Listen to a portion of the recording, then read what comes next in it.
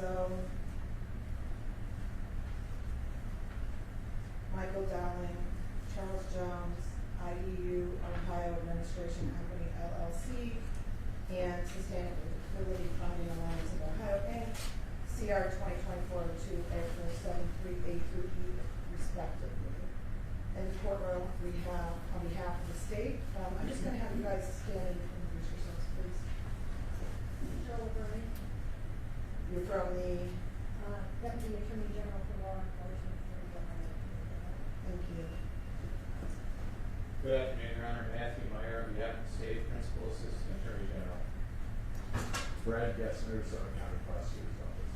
All right, thank you. On behalf of Mr. Randazzo, Good afternoon, Your Honor. On behalf of Mr. Randazzo, Richard Blake, the Donald Hopkins law firm, as well as IEU, Ohio Administration, and Sustainability Funding Alliance. all right, as I mentioned, the file some sort of notice of commencement in the state. Thank you.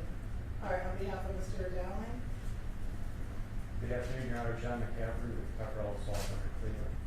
all right, and I believe you have another counsel here. Yes, good afternoon, Your Honor. Steve Grimes on behalf of Michael Dowling, Pro Hoc Pending. Okay. And then on behalf of Mr. Jones. Good afternoon, Your Honor. Carol Rendon, Baker Hostetler, on behalf of Mr. Jones, with me is Taylor Thompson, also from Baker Hostetler, and Noah Munyer. You know, I'm on the one firm. All right. Heavy defense firm. Yes, do we have all counsel and on the record now? Okay, very good. All right, so we are here for arraignment. I think it's best in terms of the initial arraignment portion that we just do each of those individually. So on behalf of Mr. Randazzo, if you'd like to arraign the client. We would, Your Honor. We reviewed the indictment. We not built all counts that apply to all of them. Thank you. And in terms of for the two corporations, would you be also answering a plea for them? I'm so sorry. Yes. No, I didn't think to ask you. I realized you were representing all three, so go ahead. Yes, not guilty as well for both entities. And for the record, one of which is currently dissolved, so there's no longer in existence, but we still let them not guilty. And for the record, which one of those is all? That is IEU, Ohio Administration. All right, thank you. All right.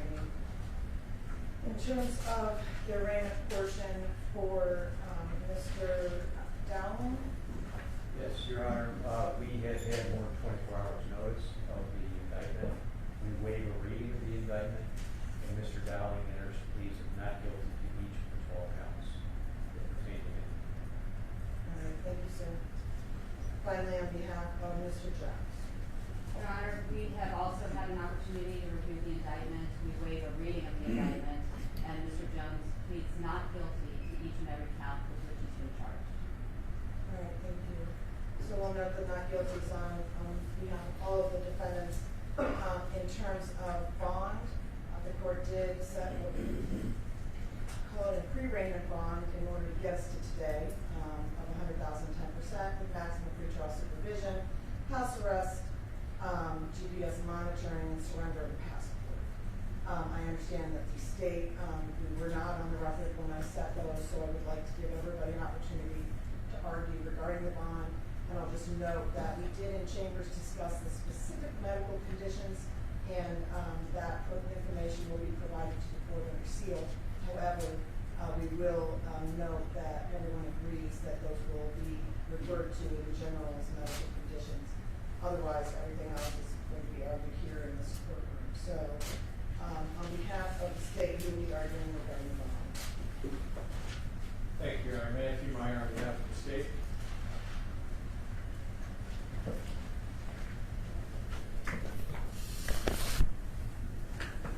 Your Honor, with leave of the court, could we address each defendant separately? Yes, please. Beginning with defendant Randazzo, and mindful of the criteria set forth in revised code section 2937.011, we do not object to the bond that's currently in place being extended for Mr. Randazzo. We would request that the GPS monitoring stay in place. Obviously, Mr. Randazzo will need to travel between Franklin County, Hamilton County, where he has a case pending in federal court, and Summit County, but with the GPS requirements that he be confined to those counties throughout the duration of these proceedings. We are aware that a significant portion of Mr. Randazzo's assets have been encumbered, so the concerns that we have about Mr. Randazzo's financial resources are different than those we have for defendants Jones and Dowling. So based on that, we would request that the current conditions for Mr. Randazzo remain in place. In regards to the house arrest component, I did place that with the EFC today. Is the state requesting that I keep the house arrest in place, or are you okay with me lifting that at this time? We're okay with Mr. Randazzo being confined to those counties and seeking leave of court should he need to travel elsewhere. Again, Summit County, Franklin County, Hamilton County. All right, and if he's on GPS, I would just ask Mr. Randazzo if you would notify, if we remain on GPS, which I haven't decided, but if I did do that, then we would ask that you would notify the GPS whenever you're traveling to one of the other counties. I understand you reside in Summit and in Franklin primarily, back and forth? That's correct. Alrighty. On behalf of Mr. Randazzo, Attorney Blake. Thank you, Judge. The purpose of the bonds is to ensure that the party shows up in court. That's it. Mr. Randazzo, as everyone knows, has already been indicted by the federal authorities, not the county area, but the entire country has. The Department of Justice has deemed it appropriate to have no ankle monitor on Mr. Randazzo. He is on personal cognizance. The man is 74, 75. He's not going anywhere. There's absolutely no need whatsoever for an ankle bracelet on this man. We would ask that travel be constricted to the state of Ohio. He has therapy in Licking County. I am both in Cuyahoga, Geauga County, Lake County, where I would meet with him. It depends on the circumstances. They have to, each time he goes out of one of 3 counties, to ask for permission. If anything, that's just burdensome on the court, burdensome on the individuals, when there's no need for it. And again, he's in a unique situation, having already been reviewed, already been the analysis of his risk flight by the Department of Justice, by the federal authorities, have looked at it and said, in all reality, there is no issue here. He's going to show up. There's no politics involved. There's no nothing here. He's going to show up. So I would ask that the ankle monitor be removed, that the 10% of the $100,000 stay in place. And the state is correct. They've encumbered a significant amount of money. To do anything more than that, Judge, is just downright unnecessary punishment for a person who's been charged but who's innocent until proven guilty. There's no need for him to have to wear that ankle bracelet whatsoever. Can I ask, what are the charges federally? What level of offense, and what are the potential penalties in those cases? In that case, Those are having to deal. Sure. The charges are based upon very similar kinds of allegations, Your Honor. Related to very similar claims that are in the indictment before you. and what are the potential penalties? The federal government is seeking forfeiture. The penalties 20 years. 20 years. 20 years. Yes. Yes, ma'am. Yes. Thank you. So those are serious charges, and under those circumstances, we're already there with Mr. Randazzo. There's no need to encumber him. All right, thank you, sir. All right, Judge. thank you. Judge, respond. Please, Your Honor. To the extent that Mr. Blake needs the benefit of Mr. Randazzo traveling to his locations in Geauga, Lake, or Cuyahoga, we don't object to that, provided Mr. Blake provides pretrial services with those locations. Our concern is risk of flight. And Mr. Randazzo in state court, the state of Ohio, the charges we are concerned with, faces charges that, if convicted and sentenced, could send him to prison for decades, the rest of his natural life. So trust me is not something the court should, view as currency in this court. The GPS monitoring will ensure his presence at trial, and that's why we ask that it continue. All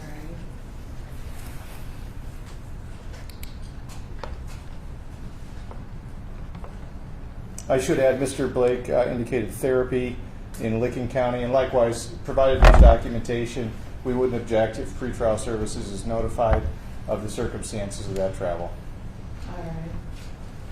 Any final response? No, Judge, again, this is taking a second bite at the apple. Federal pretrial services has analyzed this. The United States Attorney's Office has analyzed this. It's just not necessary. It's burdensome on Mr. Randazzo. It's burdensome on this court and the personnel to have another individual to have to say, I'm going somewhere. It's downright mean. It's just not necessary. And I would abide by that. I'd say that we should, not look to complicate the matters here.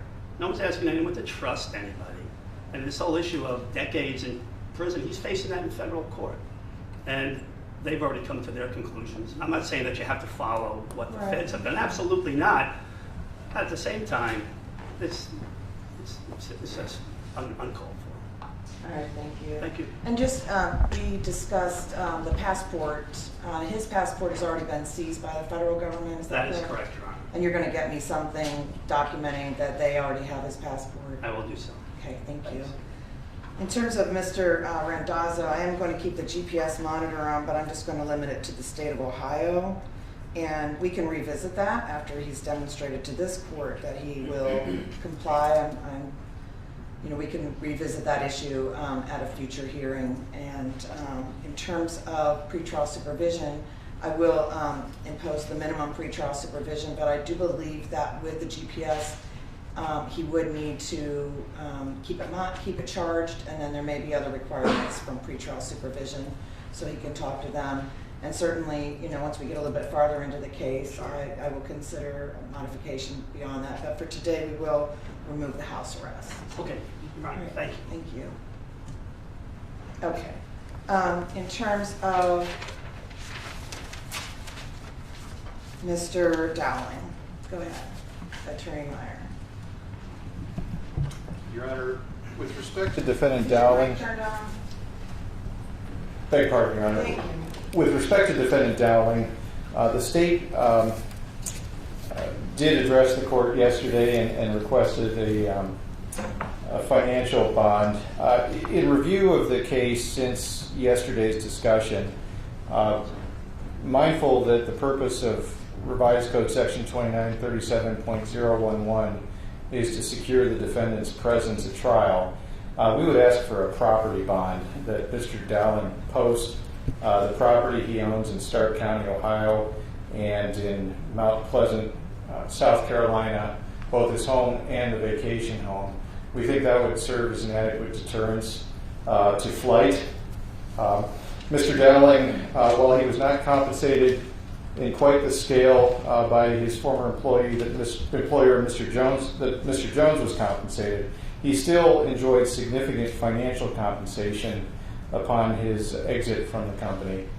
He has access to resources that we are concerned could be used to further flight.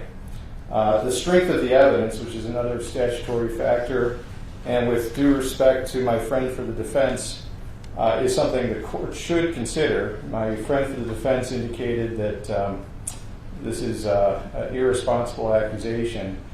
We do not believe this is a $4.3 million coincidence. In fact, we have writings that indicate the defendant's mindset and intentions behind the actions described in the indictment. So the evidence is significant before you, and that is something that the court can and should consider with respect to flight risk. The defendant has substantial resources, and if his property is on the line, I think that would be an adequate deterrent to flight. All right. Would the state consider a freeze for any sale of those properties while the case is pending and an alternative? Well, that would be one possibility. It doesn't remove the incentive to flee. You would lose those properties eventually. If he fled, then he would lose those properties. And so we would request that the GPS monitoring stay in place.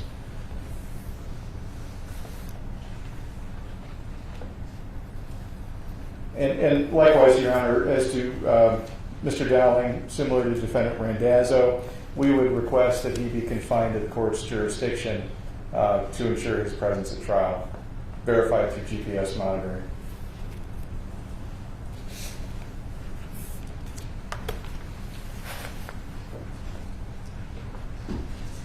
All right. Attorney McCaffrey? Thank you, Your Honor. Your Honor, as the court is fully aware, the court is mindful of imposing the least restrictive means upon which to ensure the defendant's appearance at any subsequent proceedings. Mr. Dowling fully intends to appear, Your Honor. He, as we discussed yesterday, the facts and circumstances that are alleged in this indictment are similar to at least 6 to 7 other similar civil cases. In fact, one of them is a civil case brought by the Attorney General's office that is a RICO conspiracy case that was filed in 2020. So these allegations are certainly no secret to Mr. Dowling. He has done nothing to change his financial conditions. He's owned both his home up here in Massillon, where he's lived with his wife for 34 years, for many years. They lived in the Massillon area for many years. And he's owned those homes before these allegations came to be known. And he's done nothing to do anything with those properties. Mr. Meyer talks about financial resources, but other than the 2 properties, he's not identified any, because there are not significant financial resources. Mr. Dowling has a modest pension that he draws from FirstEnergy, but other benefits have been held by FirstEnergy, and he does not intend to do anything with those properties. Your Honor, he's an Ohio resident. He surrendered his passport. He had mentioned his wife of 34 years. He also has a daughter, a son-in-law, and a 3-year-old grandson that he is very much involved in the care of his grandson on a regular basis.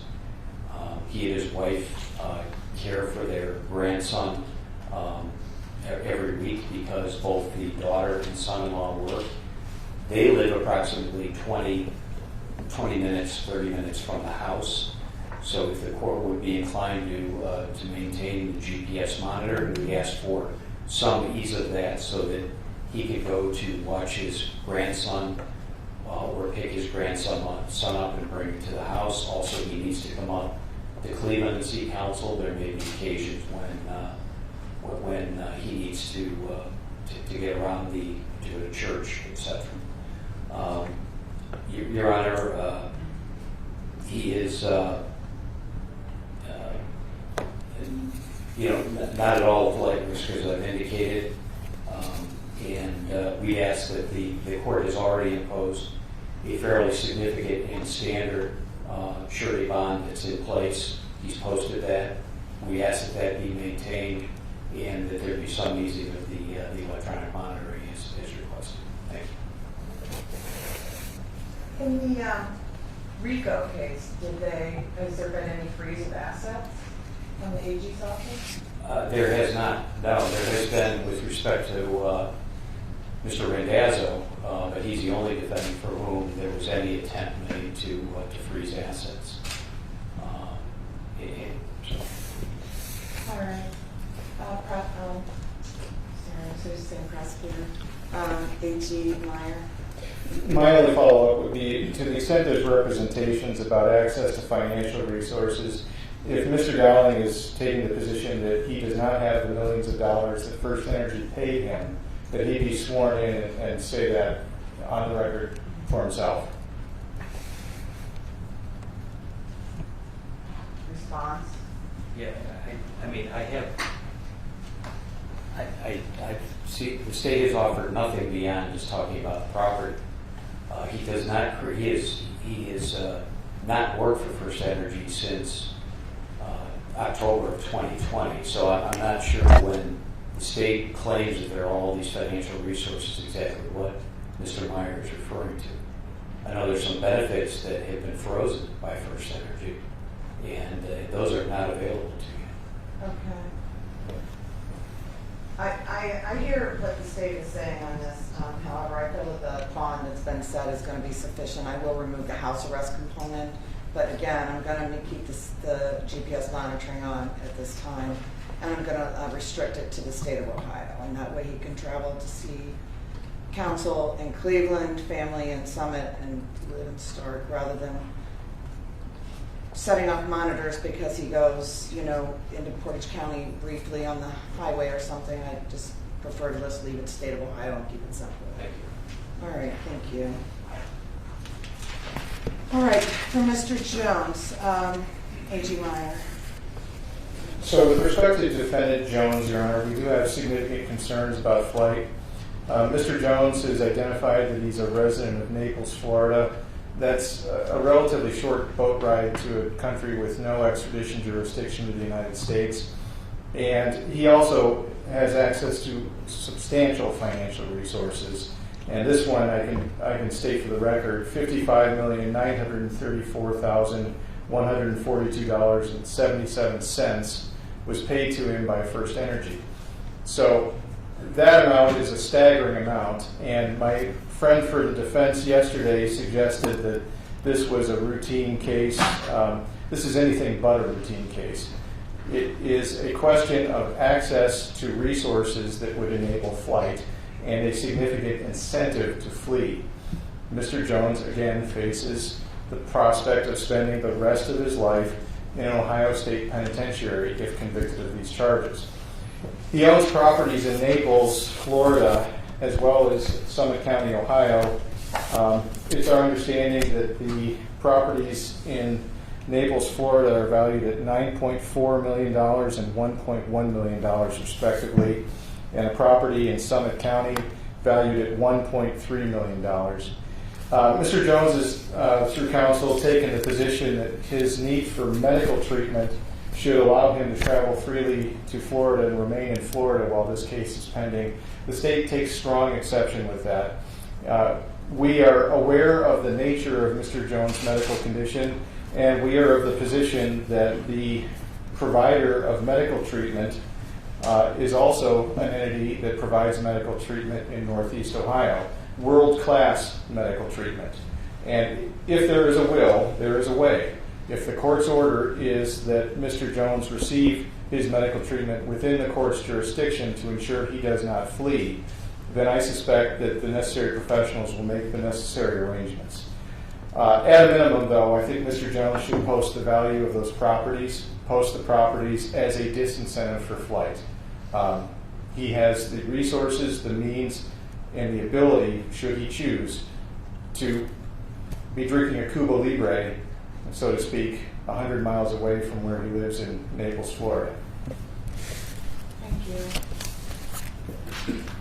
Virginia, I believe you're going to speak on behalf of your client.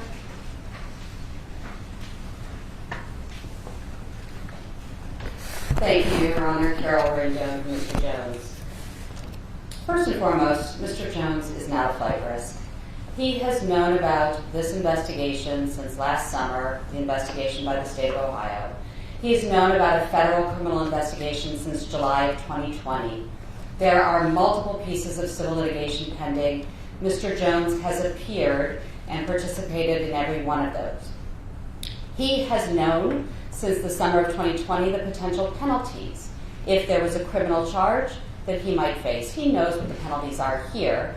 If he was going to flee, he would not have waited 3.5 years, Your Honor. And the idea, the insinuation that he would flee to another country is just really not appropriate under these circumstances. He's done everything that you would ask somebody to do under these circumstances.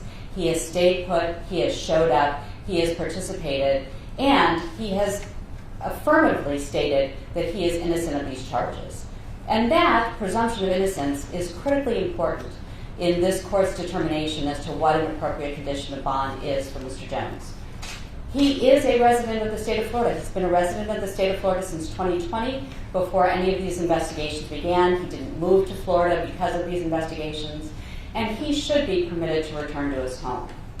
Your Honor, as you know, because of his medical situation, there is a specific need for him to be in the state of Florida where he lives, and a particular need for him to be there next week. The GPS monitor, Your Honor, which I understand the purpose of it, is very difficult as a result of those medical conditions. And I don't think it will be something that Mr. Jones can actually do on a long-term basis, Your Honor. And I think it will impede the other things that he has to do in terms of his medical conditions. And so I don't think that a GPS monitor is either necessary or appropriate under his unique circumstances, Your Honor.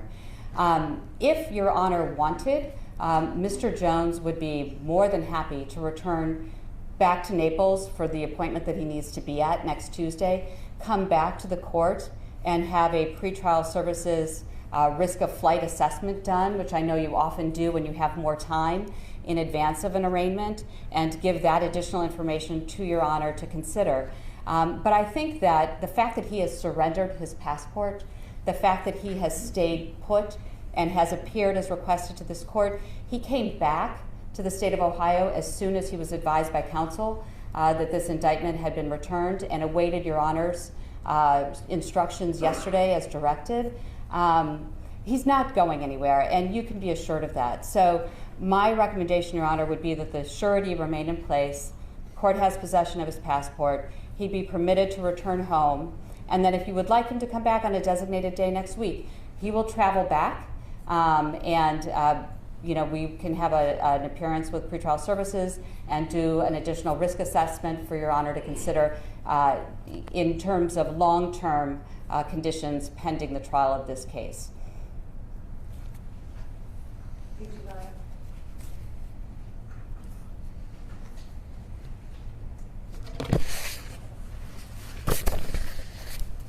Thank you, Your Honor. Matthew Meyer on behalf of the state. With respect to the issue of the medical complications and the GPS monitoring, it's my understanding that the device can be installed, for instance, on an arm, and I'd ask the court to keep the GPS monitoring in place. Once there is a flight, despite the best intentions, representations, and promises of lawyers, then the court is beyond power to retrieve the defendant who flees to another country where there is no jurisdiction. This is a defendant who has access to the resources to make it possible, and this is a defendant who has a strong incentive, given the nature of his medical condition, which we've discussed in chambers. In particular, the prospect of decades in an Ohio State penitentiary make the risk go up. And so with that in mind, we would request that the GPS monitoring stay in place, and at a minimum, the court impose a disincentive to flight that would cause him to think twice about even suggesting that he flee jurisdiction. And that would be to place the properties he owns, the vacation homes, the property in Florida where he now resides, and the property in Bath, Ohio, as collateral to ensure his appearance. That would be an incentive to stay. I don't think it's an unreasonable request under the statute, and it would not unfairly impinge on his liberty. With regard to civil cases, those civil cases, like I've said, do not carry the prospect of decades in an Ohio State prison. Finally, I would like to note for the record that the state did provide Marcy's Law notification to the named victims in this case. FirstEnergy Corporation has been provided notice and has a representative here today, and the Industrial Energy Users of Ohio have likewise been provided with notice. It's my understanding that neither of them intend to make any statement today. Thank you. I appreciate it getting that on the record. Final? Your Honor, if I might respond briefly. If the court needs some additional assurance that Mr. Jones will appear as required, and he will, Your Honor, I know that he would be willing to agree to freeze any sale on his houses. I think he would even be willing to put up one of his houses as surety if that would assist the court.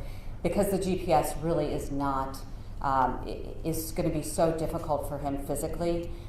Whether it's on his ankle or on his arm, it doesn't matter.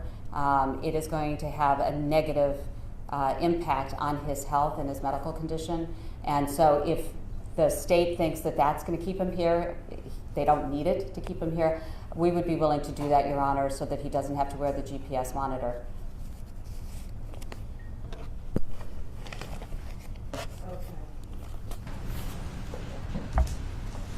The purpose of bond is not only to ensure that someone will get to court, but also, I have to take into account their risk of flight. And certainly, someone living in Florida is a very different risk than someone living in Ohio. At this point in time, I am going to limit Mr. Jones to the state of Ohio, and I'm going to keep the GPS on. I will allow them to move it to his arm, and I will ask you to contact the Cleveland Clinic and see if they can manage to get that treatment done up here with a week's notice. And if not, if Cleveland Clinic gives me a letter that says he needs to go down there to do that, then I'll allow him to travel down to get that and come back up to Summit County. But for now, while this is pending, I don't want him that far away from us. That doesn't feel appropriate right now. And then I'll also order a freeze on the sale of his home here in Summit County. We can discuss further bond conditions as the case progresses, as I've indicated previously. ARM is not an option for GPS. I was wondering that. There are some devices that are like a watch, but I don't think we have those here in Summit County. So, Attorney Munyer, you seem ready to say something, please. Judge, I believe there is a handheld unit that he can carry with him. It's not attached to his body. Am I correct in that? I think they have that for pretrial. They might. If they do, I would be satisfied with that for now, just so that I don't want to cause any additional medical issues for him. However, I have a duty to the state of Ohio to make sure that I ensure his presence in court throughout this proceeding. So, is there anything further then? I would note that I did receive documentation that both Mr. Jones and Mr. Dowling have surrendered their passports as ordered, and that'll be stored by the clerk of court, Summit County. Attorney Rendell? Yes, Your Honor, I just wanted to clarify that the restriction is to the state of Ohio as it is with Mr. Dowling. Would he have any reason to be that far south in Ohio? He has a child who lives in Columbus, and I'm in Cleveland. Right. So, yes. I'm comfortable with that. Thank you. All right. For now. And we can look at this as we go through the case, and I continue to see compliance. We can, have further discussions about the bond.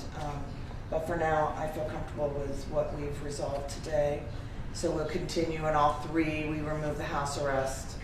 The only added condition is to freeze Mr. Jones' home asset here in Summit County as an assurance that he will stay.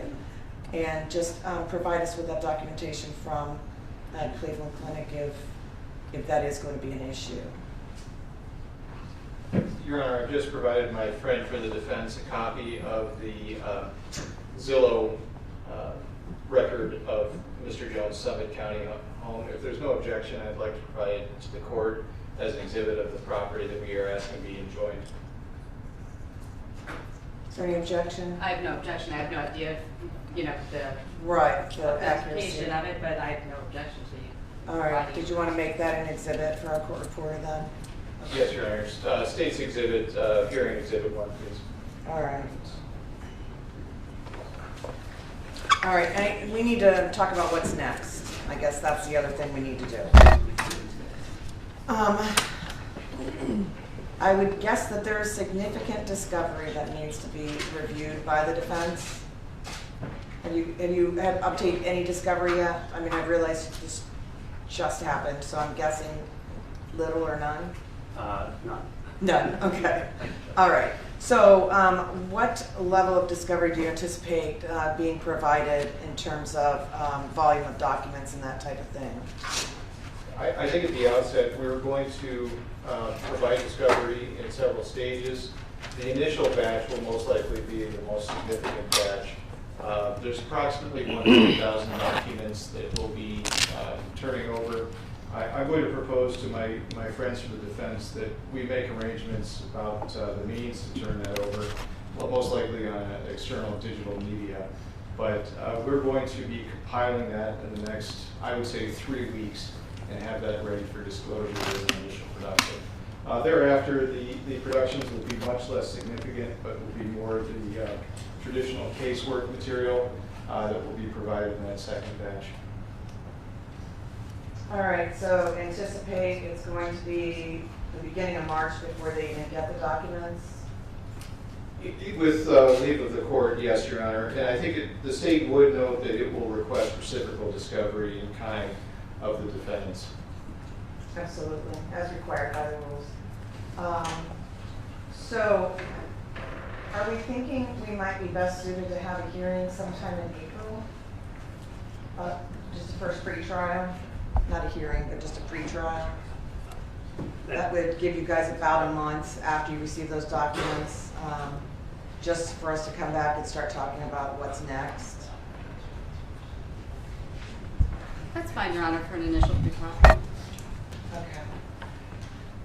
Perhaps we could put that on a Friday morning, not on my call time.